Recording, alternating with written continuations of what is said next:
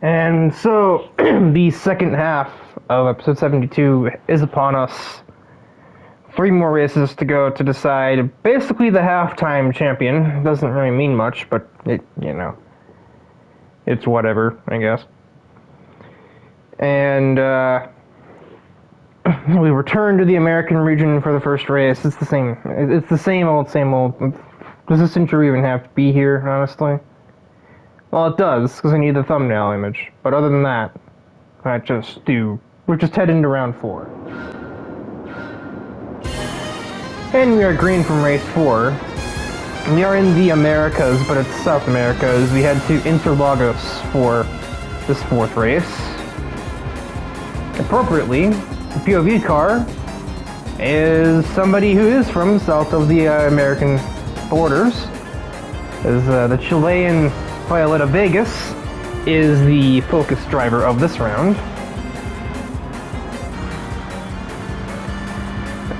Using the Maserati's above-average power to good use, gets multiple places down the straightaway heading towards turn 4. It has a name. I don't know what that name is. It's like Retro Raposta something. I don't know. I'm not gonna pretend like I do know. I know turns 1 and 2 are the Senna S's. Even if it feels like a high-speed chicane or anything. What the heck was that noise? Oh, that's Kazuya smacking into somebody again. This time it's Tyler, not Noir, who's right next to him. He must have missed.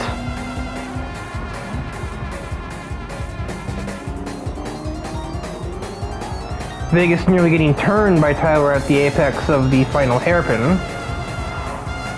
Actually, no, is this a hairpin? No. This is a 90-degree left. Vegas already making good progress, looking like she might be taking P9 at the end of the first lap alone. Yeah, my car slid, so... P9 looking at 8 against Barbara Page here with any luck. Bit of aggressive braking will get the job done into the first corner, maybe. Barbara changes her braking point to compete, but it is not enough. And oh my god, this is a clusterfuck right here. Aya Sabaki is clearly holding a lot of people up right now. Kaiser gets clear, but her own sister is stuck alongside Thrasher. And Thrasher's gonna look at the inside of the BMW. A bit physical, actually kind of just ran Saki straight off the racetrack, to be honest. Vegas takes full advantage. And just like jukes Thrasher all the way out to get into P6.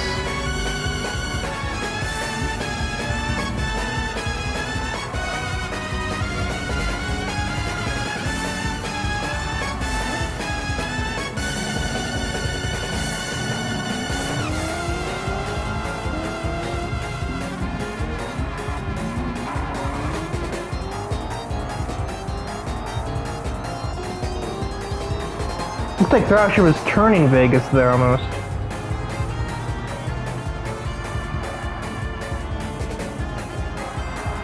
Oh yeah, no, he straight up was. He got a little eager into that hairpin and got into her quarter panel. But I think Vegas anticipated the contact and was able to keep the car pointed forwards enough.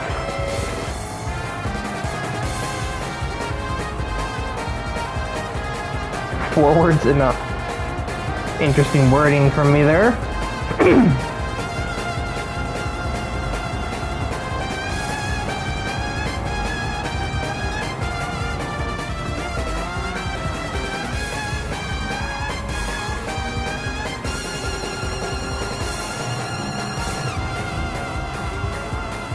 Not quite in track limits, but oh well.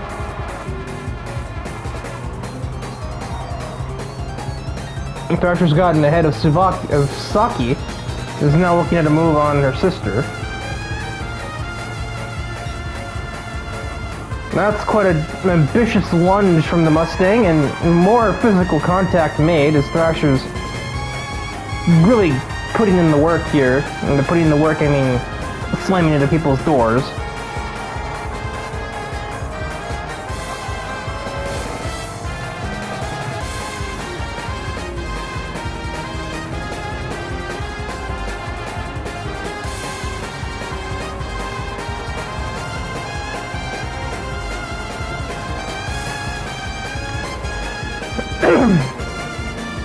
Aspinall is sort of holding up these two, who I think probably have greater pace than her, and could probably have a chance to catch Axel if they can get ahead of her. Axel, who currently has about a 2 or 3 second lead over Isabelle.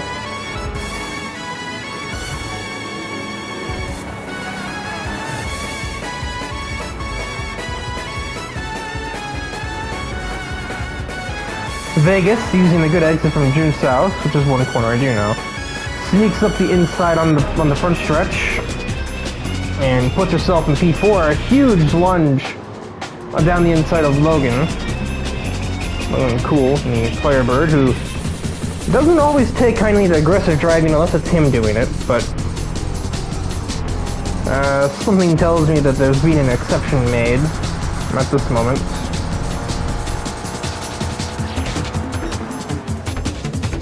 If you know, you know. Vegas gets ahead into turn 4. And now only has 2 Ford-powered vehicles between her and the race lead.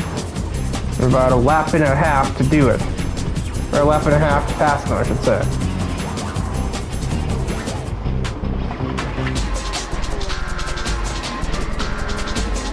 Logan goes defensive against Stephanie Kaiser. That might have worked. Maybe not. Kaiser gets a bit physical with the Firebird and muscles her way into 4th behind Vegas. Vegas arcs it into the hairpin now that she's finally cleared to do so without being dive bombed. Makes up significant time on Isabelle. Isabelle breaks very early for June South, which keeps Vegas at bay. Maybe not even by design, but nonetheless. And out-dragging the Mustang on the straightaway apparently isn't going to be that hard. I thought it'd be tougher than that, but Vegas makes it look simple. And so now 1 lap to go, and about 2 seconds to gain on Mr. Valentine. And it's possible, especially since she's very obviously pushing the car a bit right now. Actually, it really isn't that obvious, but I'm thinking that she is. And she took turn 3 very differently on that lap compared to previous ones. She almost got to the inside of Axel right then and there. So Valentine will be feeling the pressure as we head up to the consecutive hairpins. If she doesn't get him first, which not gonna happen here. Not enough momentum on the outside. Continues to try and sweep the outside, manages to just about get there, but Axel gives her a squeeze on the apex. A bit of oversteer, but a bit of defense heading to the next hairpin keeps Axel behind, and Vegas, with about a half of a lap to go, has stolen the lead. Not much unlike, well actually not exactly the same, but it's not too different from how Axel's own teammate stole the win from Noir, which just a couple of turns to go before. Now Vegas has done the same thing to Thrasher's teammate. As Thrasher himself has found himself in P5 at the end of all this, ahead of Logan Cool, who fell off near the end, but Vegas rises to the occasion, and she will get the victory at Interlagos. Axel Valentine P2, Isabelle Aspinall P3. Thrasher manages to make something out of nothing with P5. The Tsubaki Sisters 7-8, and I was like, okay, when did the recording end? There we go. It ended. So yeah, another another last second maneuver. Well, the lead changes hands in the final sector of the racetrack, and the beat goes on.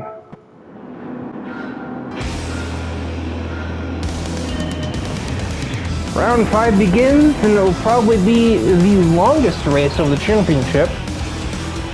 3 laps of the Le Mans circuit awaits us, and the focus car is Axel Valentine in his Pantera, who has come up close to victories multiple times in this championship, but he has yet to actually pull through and grab one.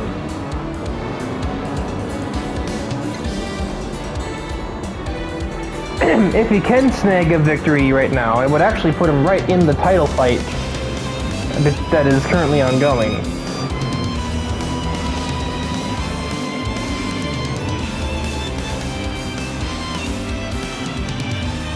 And he's already up to 14th before we even get to the back straight, but I know that this Pantera has absolutely beastly horsepower.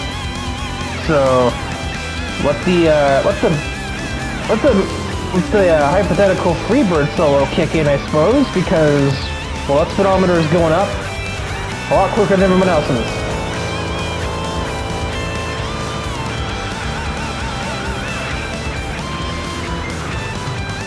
Nearly 200 in a 680 category vehicle.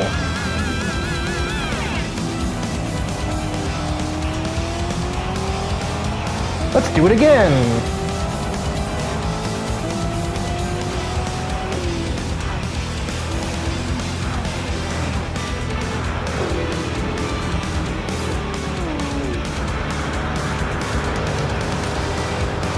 He snagged 3 positions on this straightaway alone. We got ahead of both Vedanzis as well as ahead of Aspinall.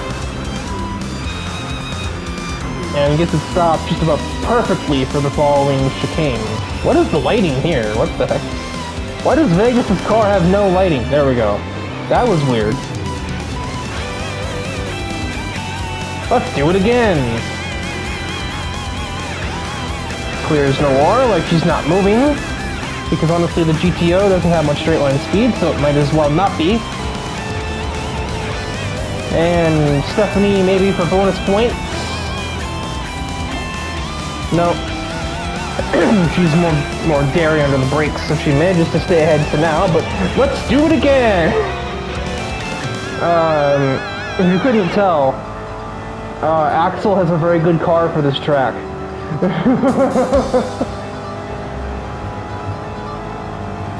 He's hitting 190 on every single one of these straightaways.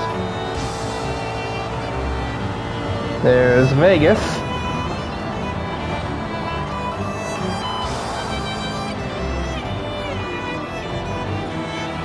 It makes slight contact, but not really consequential. He's only got one more pass to make, and guess what? We're gonna do it again! There's a reason why we don't do Le Mans very often. Because it's basically just have straight line speed or get the fuck out. And oh boy, Axel Valentine has got the straight line speed. It's also very foggy here. The trackside cameras aren't really great right now because we can't see much. Yeah, Francesca is also making use of her Testarosa's own power. I think she started in about 9th or 10th. And she's trying to take P3 away from Violetta Vegas.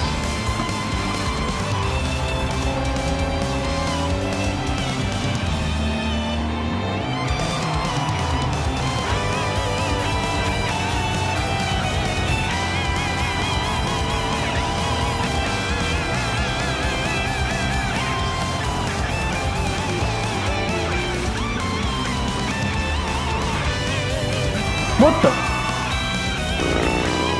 You two again? Oh my word.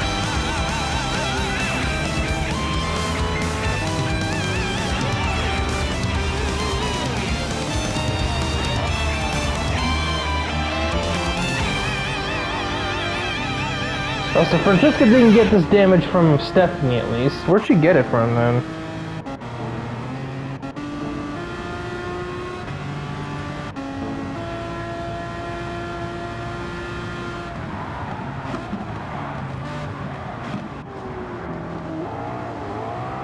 From Isabel. Whoops.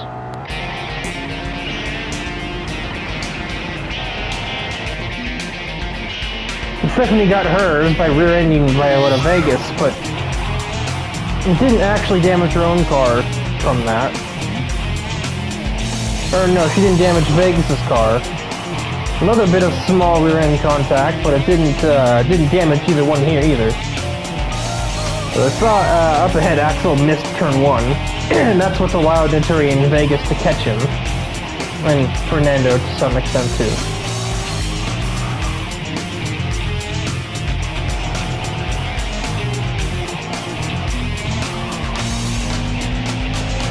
I think this is the bit where Nitri loses that second place, because this Maserati's got a lot of freaking power. We saw it in Interlagos, and we're damn well gonna see it again.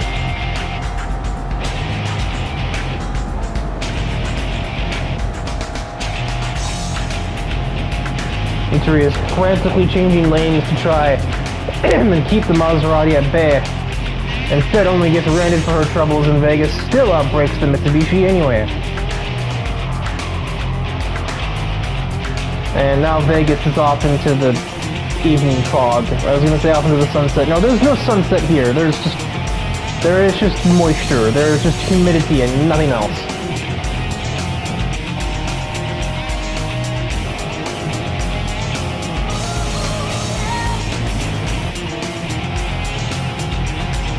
Oh my god.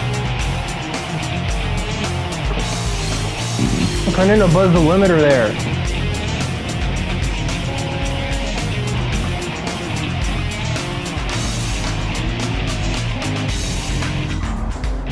A lot of drivers are employing longer gear ratios in this race, which is interesting that the AI is changing those. This is not where I was shifting up while playing as Vegas and Interlagos. I was shifting up at 166 for, not 177. So, there we go, where you have that information. Hi Fernando, what the heck? When they have that information in hand, the AI can actually change their car's gear ratios. Yeah, she'd be shifting about here, so when I was driving her car in Interlagos. Instead, she's shifting 10 miles an hour later. Interesting. Even with the longer gear ratios and slipstream assistance, she couldn't even keep Fernando at bay, much less catch up to Axel.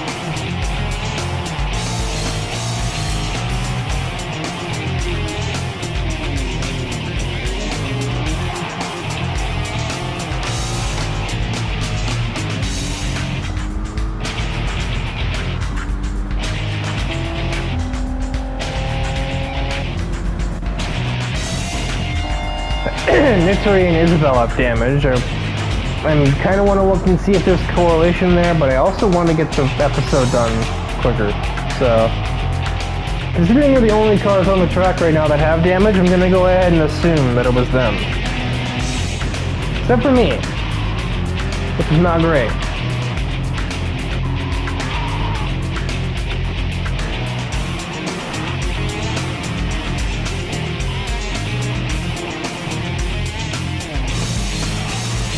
Yeah, I got that from Akira right as we passed the damn pit lane, so that was just fantastic.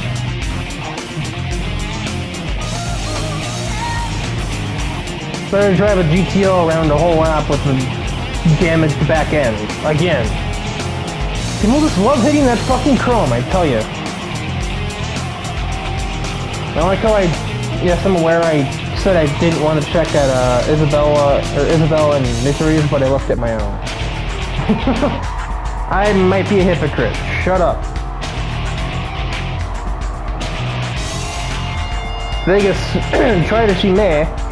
Oh, she's still trying. She gets back to the inside of Fernando and forces her way back to P2.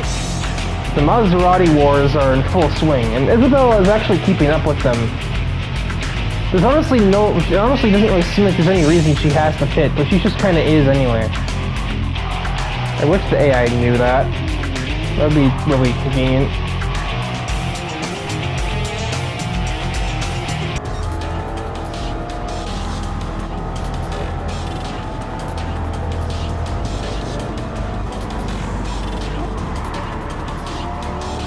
Because now Isabella has just thrown away her chance at a championship over damage that wasn't really affecting her. Nice racing line, Axel. What the hell was that?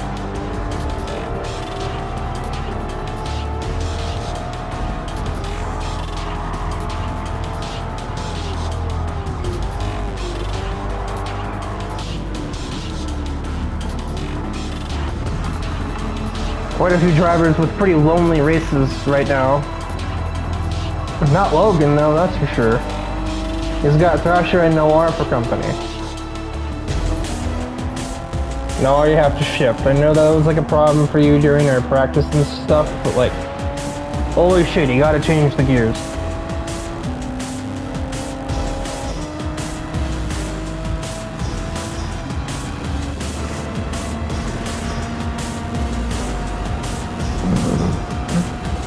It's crazy that my dad's car has DRS, and its top speed is still that pathetic.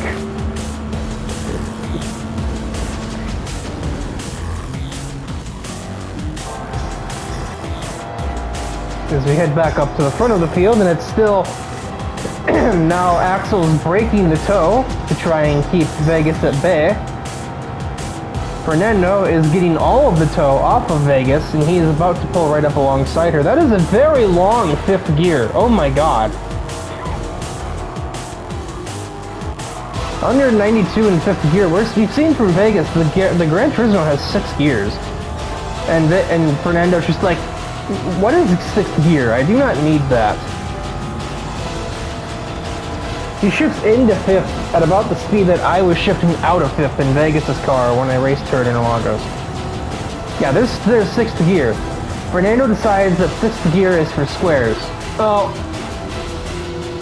Vegas is getting a little forceful now with Fernando. I'm sure old man Fran won't be too happy about that one.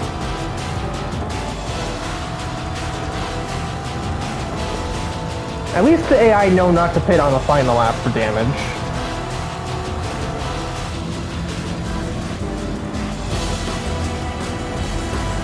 If you ask me, they shouldn't even be pitting for front or rear aero damage, because admittedly it doesn't actually do that much to the car's overall performance. And in a race as short as a Challenge Series event, you lose a heck of a lot more time pitting for aero damage than you would lose if you just drove around with it.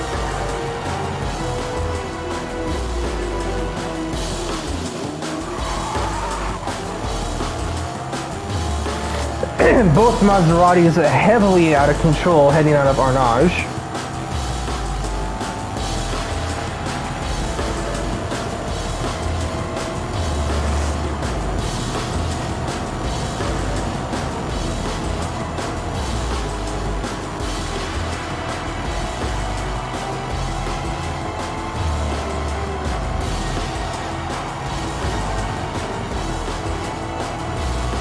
More contact is made. Vegas and Fernando are throwing everything at each other, including their own vehicles. I think at this point they don't even care about taking second. They don't even care about taking the lead. They're just trying to keep each other at bay. Only the Ford chicanes to go.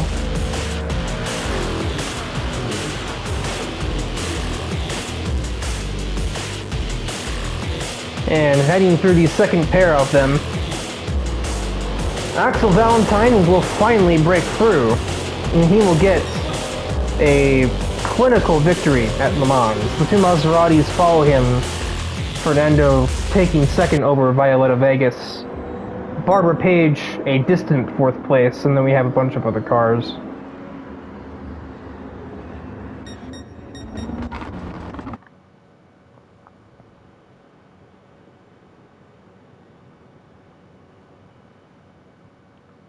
What are the lights doing there? So yeah, there is Le Mans, and before we head into the final race, an update on the points.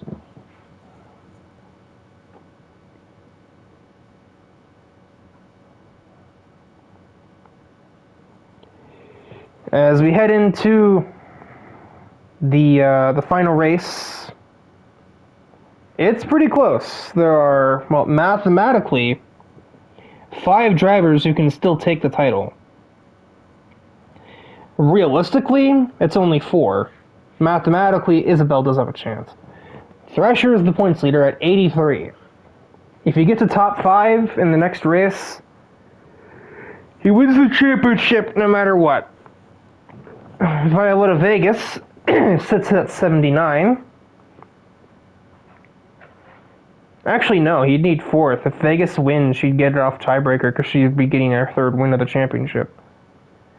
But if Thrasher gets a top 4 finish, she'll win the championship no matter what. Vegas sits at 79.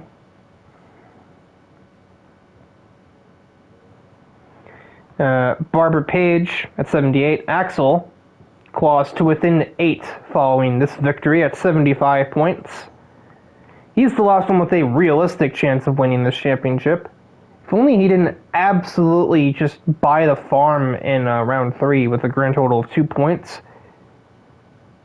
Everybody's had at least one bad race except for Thrasher, basically. Vegas only got 6 points in that same round, and Barbara only came away with 8 points coming out of Interlagos. Aspinall just had her worst race after getting damage and pitting for it, but she still has a mathematical chance, but that's only if she's at 70 points. She would need to score 13 more than Thrasher and 9 more than Vegas. I don't really think that's happening. Fernando Fidanzi's at 62. Saki Sabaki has had a very quiet championship up until this race. Yeah, before that, she had pretty much every finish was in the low 10, or like low single digits. 8th, 10th, 9th, 8th. But then M4 doesn't have much top speed, and I think she also got damage. So she ends up with a singular point. If she had managed another top 10 finish in that same 8 to 10 range, she would probably have a mathematical chance of winning too. Because instead of 60 points, she'd have 71 or 72. Kevin Begstrom at 56 points. That is that is a tie with Stephanie Kaiser. Logan Cool at 55, Ty McIntosh 51, Noir tied with Akira Taniguchi at 50, Francesca Fidanzi at a mere 44, Aya Tsubaki is tied with my dad at 36, Nettori at 33, Kazuyo Takahata at 32, and my mom and I are tied for not last at 27. So, I don't want to be last in the championship. Never heard the end of that, probably from multiple people. So let's head into the final race and see who does what.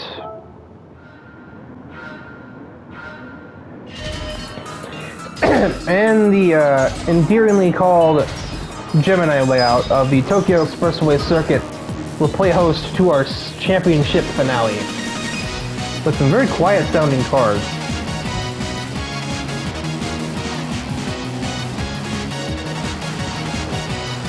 Barbara Page is the POV driver as we gaze upon the absolute gridlock of Tokyo Expressway lap 1. Seriously, it's bad. I mean, look at this.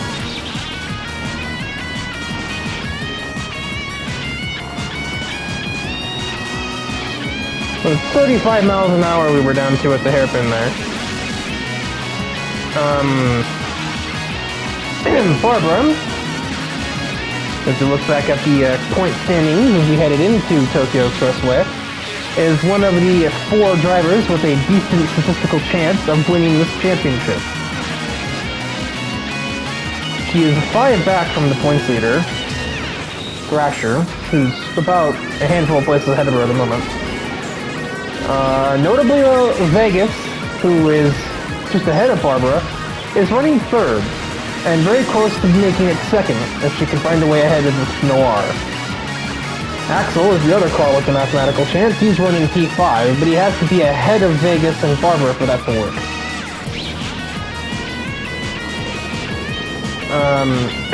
As a reminder, the sort of, like, the brass tacks, if Thrasher gets P4, the championship is his, bar none.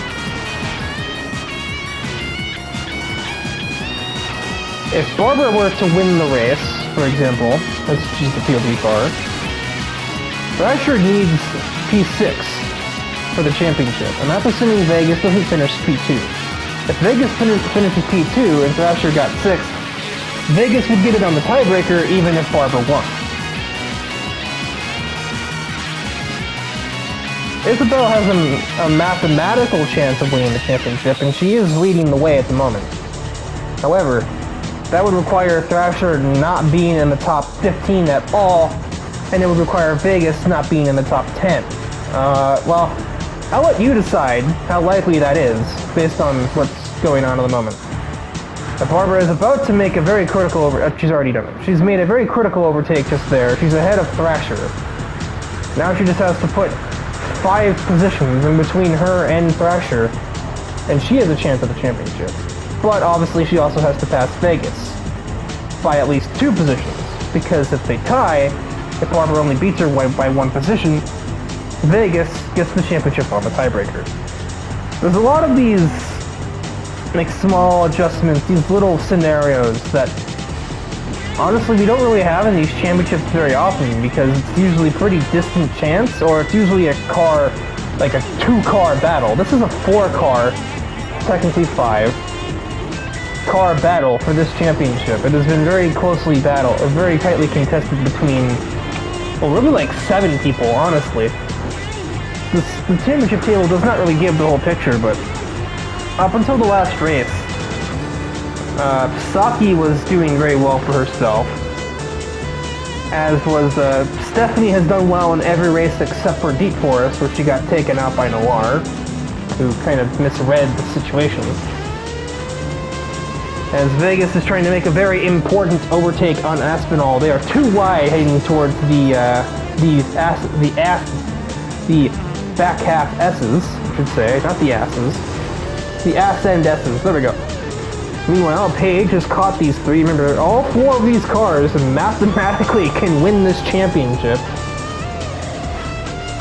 And Thrasher's stuck back there in the bottom half, I think. He needs only P4. He needs to get where Axel is. Or, he needs Vegas to lose the lead. And Barbara's working on that as we speak, but obviously he has to be top 5 if Barbara wins the race. Perfect situation for Thrasher is if Aspinall were to take the lead back, but I don't think that's going to happen. She got a pretty bad run there. Still 2 abreast are Vegas and Barbara, but finally the Corvette pulls ahead definitively. How desperate does Vegas get under brakes? How desperate does Aspinall get under brakes? As she gets ahead of Axel, Vegas, and tries to get ahead of Barbara. I thought she was out of it, but she actually just super late, ultra superlative braking technique her way back into the lead. I don't know how the fuck she got here, but Barbara's gonna put her back there in a minute. And Thrasher climbs into 8th place. Meanwhile, Francesca has joined the battle. Championship or not, this is still a pretty fucking tense race. Francesca has joined the fray. She's been kind of a non-factor in this championship, even compared to her own relative back here, who's also not out of the picture. This Maserati's been pretty fast this championship, and if this train continues as it does, or as it has been, we might find both Fidanzis in with a chance at a top 3 finish here. Paige is making good on her escape plan. She's got a couple seconds advantage. Vegas and Aspinall are going just all out for this position. Aspinall doesn't really have a mathematical chance anymore with where these 4 are running. But she does not give a rat's ass.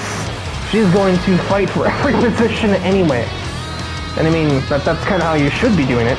You're not indebted to the championship leaders. You don't have to just bow down and get out of their way.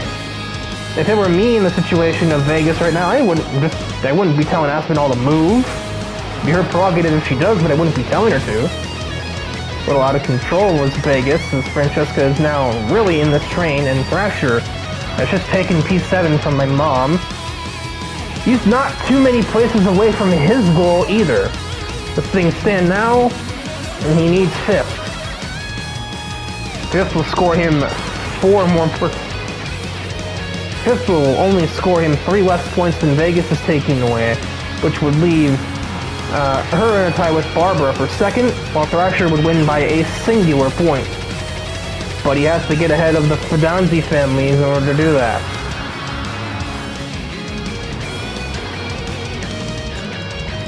And speaking of the Fidanzi family, now it's suddenly Aspinall he's got to get ahead of us. Francesca makes a double overtake, potentially.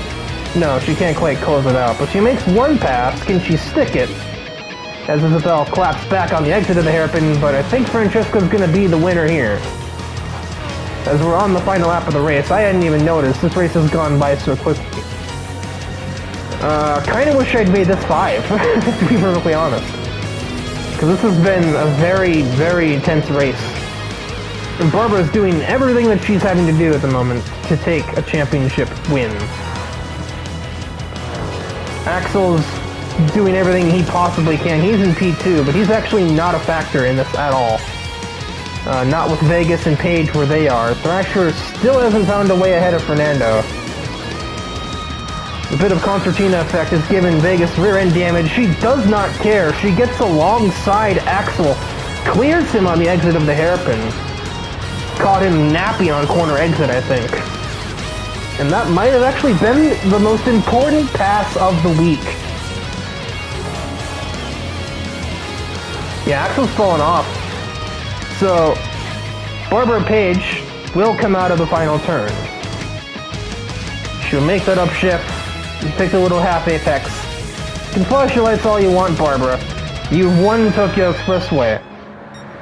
But Violetta Vegas has won the war, as that second place result at the last possible minute has tied her with Barbara Page at 98 points.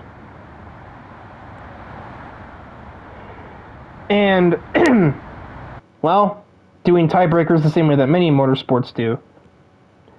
Vegas has 2 wins to Barbara's singular victory. Vegas is in fact the only driver with multiple wins across the whole championship. And that is going to conclude it. Violetta Vegas is your 680 Cup champion. And I think she almost didn't even make it at all because of her boyfriend. Ugh.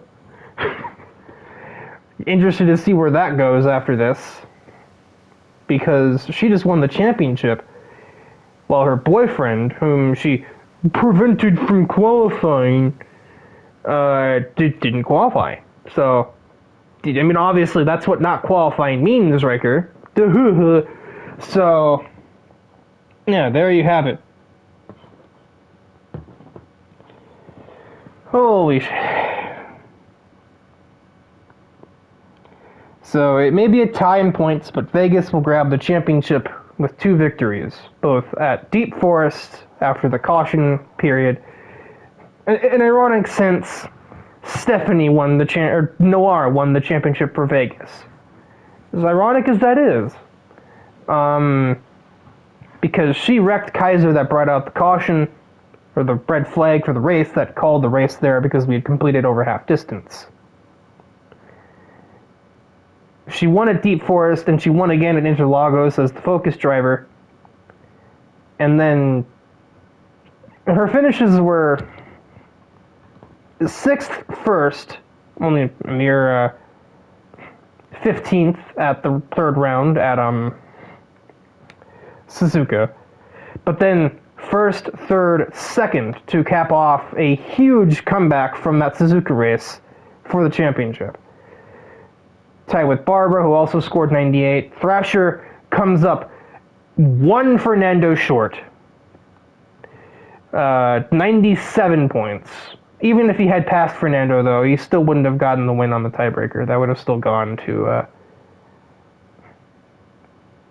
that still would have gone to Vegas anyway, but that would have just made it a 3-way tie, and that would have just been stupid. Axel Valentine with 93.